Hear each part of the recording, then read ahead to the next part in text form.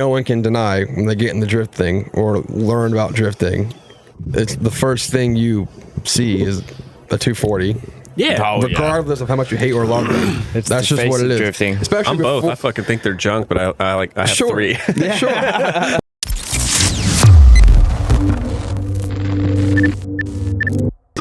I finally got it. Like, it was years of like, oh, I'm gonna get one. I was always made fun of by them and other people of the Subaru thing.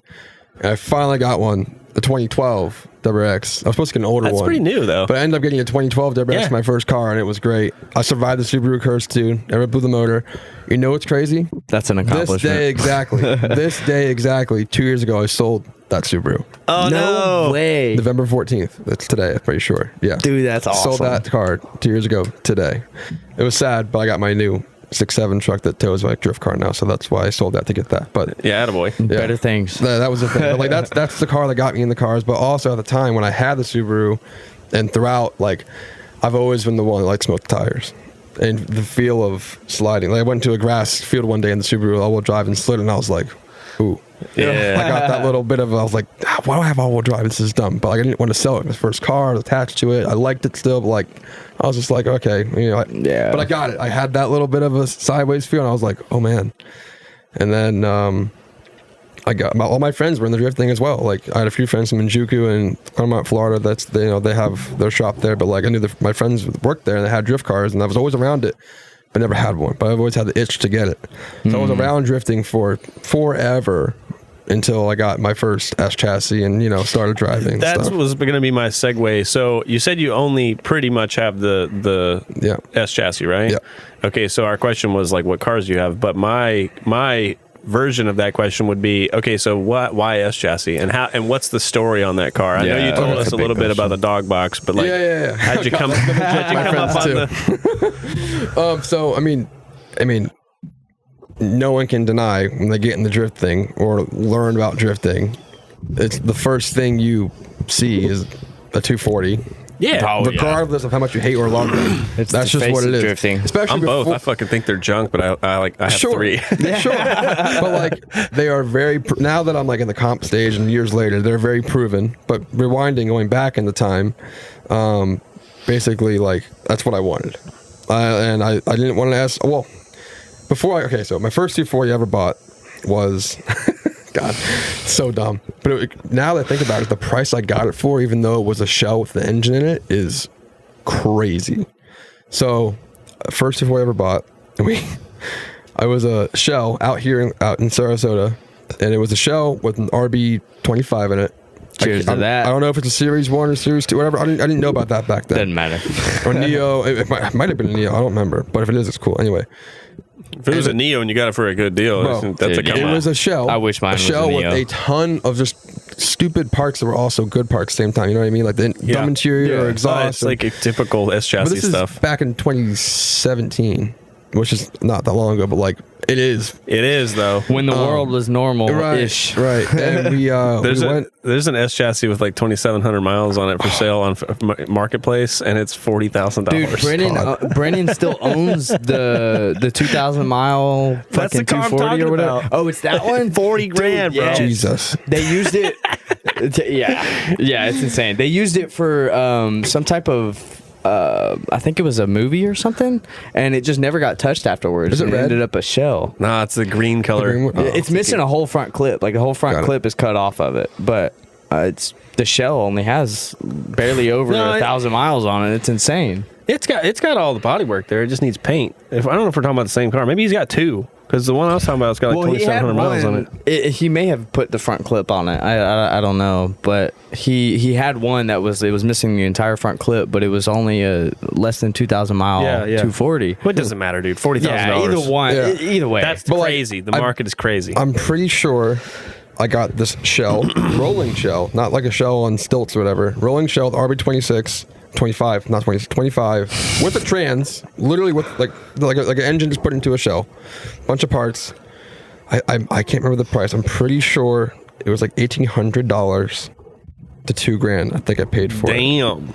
which now is like I paid $2,500 for my car, wish. and it was a runner with a Right. KA in it. I But paid like- $3,500 just for the swap alone. yeah, and this was me not for being a Series 2. yeah, not being smart to like want to learn how to drive. I was an idiot thinking, oh, I'm gonna fix this car up and go drift it. In reality, you got to spend Yeah. 20 times out to even get it to the track. The trap. a good drift car. Just to break it. So my friends were like, dude, like just don't do that. Just sell it and get a running car so you can just learn how to drive. I'm like, okay, whatever. Made a ton of money on it. Sold it to this guy. He bought it. And turns out later on I found out that shell was Alberto's first like S chassis drift car. Alberto, Big Boost? Yeah, Big Boost. Hey! No way. S chassis like drift car. I found that out after I sold it, and it was hilarious because it was the one, which was wild. But like, he wanted it. He would have bought. He said if he knew I had it. But like, I kind of kept it secret. It was also kind of before I knew him. Yeah, it was way before I knew Alberto. I told him that after, like, kind of when I first met him. He's like, oh my god, that's my car, kind of thing. Yeah, that's sweet. But that though. car sat in the driveway forever. Didn't do anything. Made money on it. Then I bought this stupid white hatch KA S13, and we compression tested the KA. It was 90 psi across the board. And I'm going to buy it anyway. I mean, I buy it like an idiot. But the interior, the condition of the car was so mint, even though the motor wasn't great. It was so mint back then. I bought it for $1,900. That car now, even low compression motor, would probably go for, I don't even want to say the $5,000, price, probably $6,000. something like that, yeah.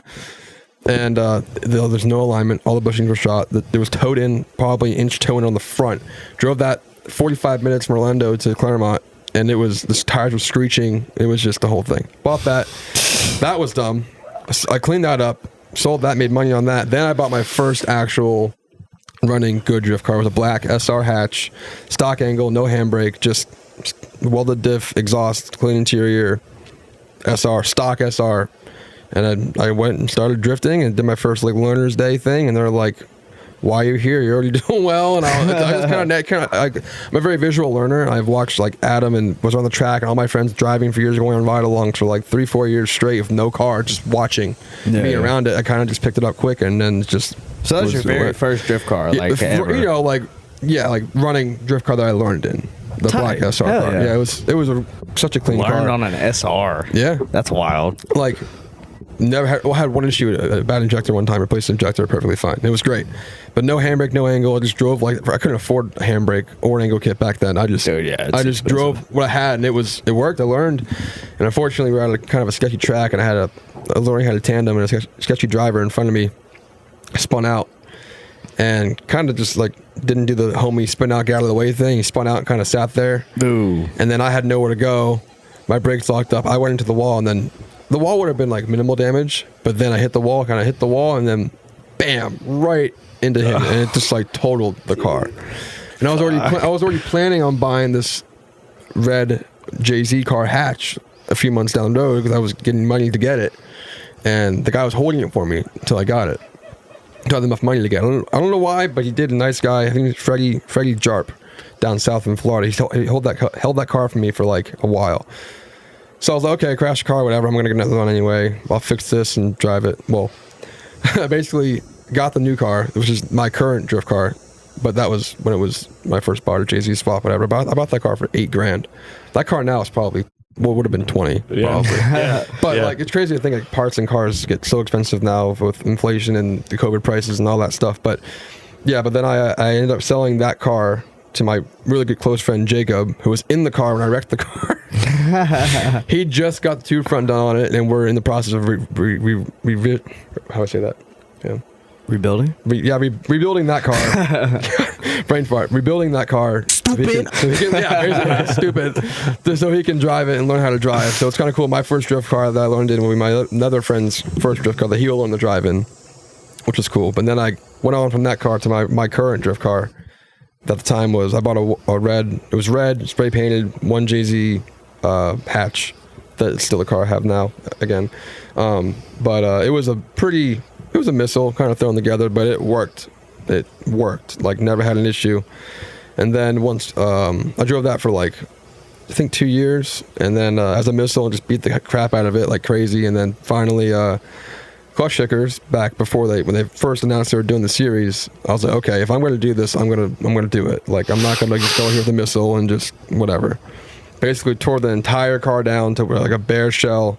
All the wiring gone. Like the wiring before was so bad. Like got all the junk out. Had the whole car rewired. ECU master standalone. All new coils, suspension, everything. All the above. Painted the car, new kit. And went out. I literally went to my first clutch stickers. Brand new car. Never tested it. And like the first clutch stickers I think I did was round 3 of season 1. And I did it and I was just like hooked instantly. Because like no matter how bad or good you are, going to a comp, grassroots, pro-am, whatever, like you're learning no matter what.